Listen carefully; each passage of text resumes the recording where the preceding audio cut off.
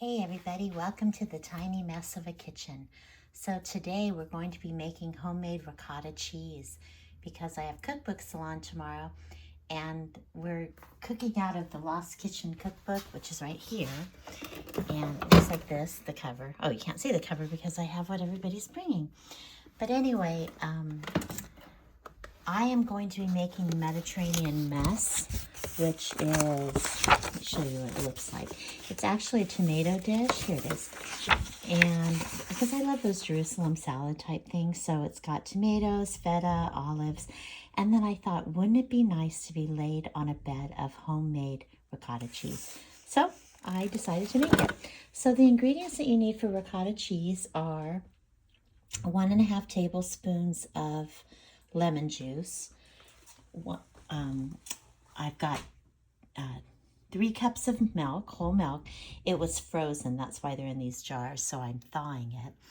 And then you cook it in your saucepan until it reaches 190 degrees or 195, and I've got my thermometer here.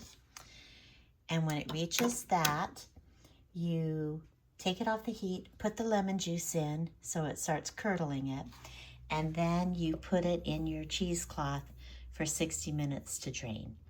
So I will bring you back when I start the process. Okay, so now we're ready to make the ricotta cheese.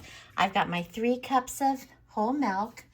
I had half a teaspoon of salt and half a cup of heavy cream. So what I do is I keep it on medium heat, which is about 5, and I'm not going to boil it, and I'm going to stir it occasionally because we're just bringing it to a gentle boil. So let's wait till that happens. Let's set a timer to see how long that takes. I'll set a timer for 5 minutes, and I will come back and let you know how it's going. So I reached the 5-minute mark, and I reset the timer for another 5 minutes. It's still not boiling or gently bubbling, maybe a tiny bit. It's starting, and it is 106 degrees. I'm going to 100 or 195. Isn't it great? I've got this quick read probe that's in it, and then I'm also just going to use my other one to go in the middle because let's see if they read the same out here. They do read the same out here. Okay, but in the middle it reads a little hotter, so good to know. So anyway, I'll bring you back in 4 minutes. So that'll be a total of 10 minutes waiting for it to gently boil and to get to 109 degrees. When it does that, we will take it off the heat and put in 1.5 tablespoons of lemon juice. I've got it right here, ready to roll. Well, it's starting to steam up my camera. So it actually says just stir it occasionally. I think I was stirring it too much, so letting it go. It's at 131 degrees now. Let's check the middle of it. We're trying to get to 195. And in the middle, just a little bit hotter than the side, 136. Here's Melly trying to check what's happening.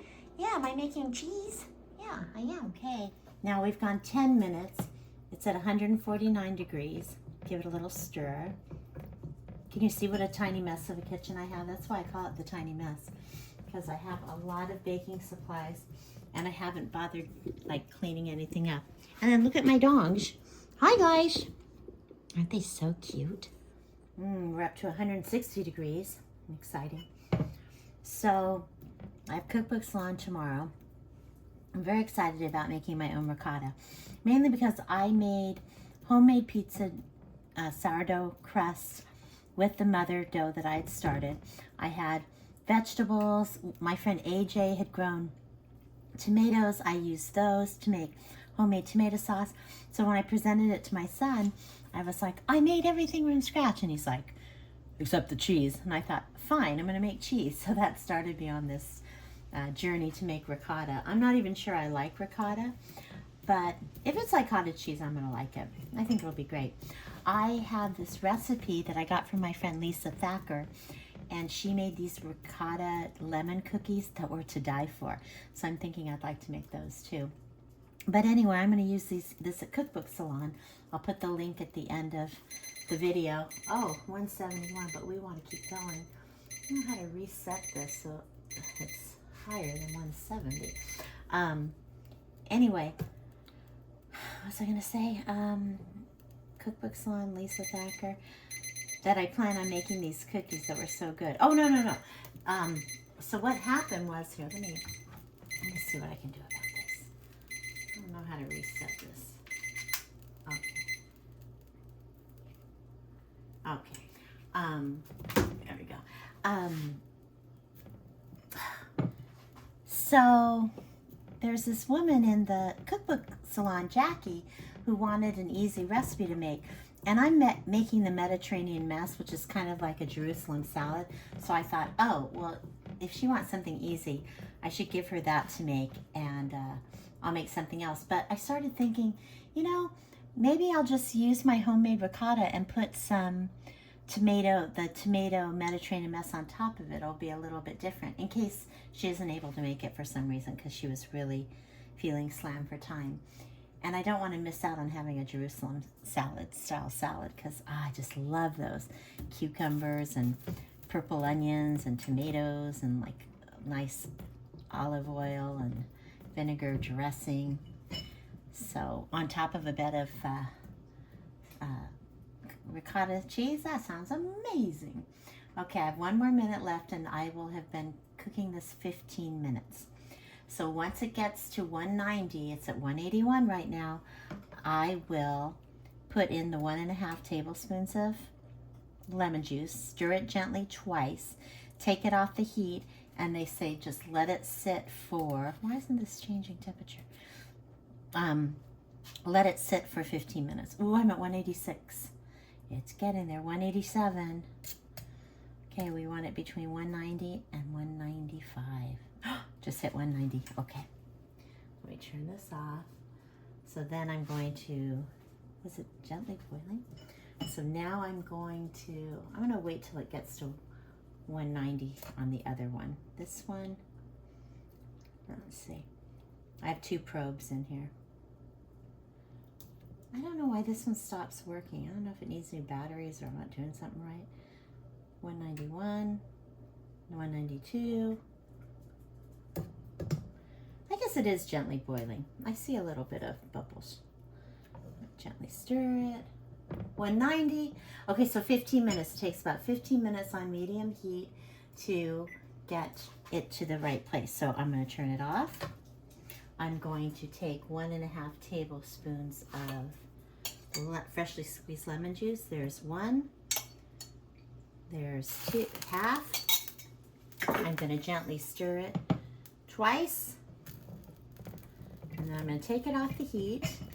Splatter milk everywhere. Hot, a little bit hot. And let it sit for 15 minutes. So we are 3 minutes into the process, and I can see that it just looks like there's like a thickening happening. I think that's the curds that eventually will become the cheese part. And then when I put it in here, into the cheesecloth, it'll strain the liquid through. That's the whey. And then the curds will stay on top. And the thing about the whey is we want to keep it because we can put that into different baking things, but we want the curd because that's the cheese part. And here are the dogs still underfoot, wondering if there's something for them. Now, I have a little over a minute left. I'm not seeing dramatic curds, but I am seeing a textured thickening at the top. So what I'm going to do is I am going to, at the 15-minute mark, I have 1 minute left, I'm going to take my spoon and gently lift up. And I'm going to see if I see some curds, even small ones, and a yellowish whey. If I do, great, I'll put it through the strainer. If I don't, I'm going to let it sit undisturbed a little longer, because maybe the acid wasn't enough in the lemon juice that I used from the tree, the lemon from the tree. Because these are some big old lemons, so we shall see. Okay, here we go. Let me see. Oh, I don't think so. No, it just looks like milk to me. So I need to leave it a little longer. This video may become a cautionary tale on how not to make ricotta cheese, because apparently I had frozen milk. And I'm so mad because I froze it just a couple days ago because I didn't want it to go bad before I made this, and it might have been what destroyed it. But anyway, it is, oh, Maddie, stop. It just doesn't seem to be curdling. I mean, it definitely looks different, but I don't know. We'll see what happens when I pour it into the cheesecloth. Hope for the best. I have very tiny, delicate curds, and here they are here. It's taking a while to drain, so that's a good sign. So we are going to let this drain for an hour, maybe 2, and we're gonna hope that we have nice ricotta. There goes the glaze. So it boiled up. I kept it on the heat for about a minute, and now I'm just gonna let it sit here while I wait for the cake. This is exciting. This is my cheese, and you can see that the cheese is forming very slowly around it. So it's been about an hour, and we're just gonna give it till overnight.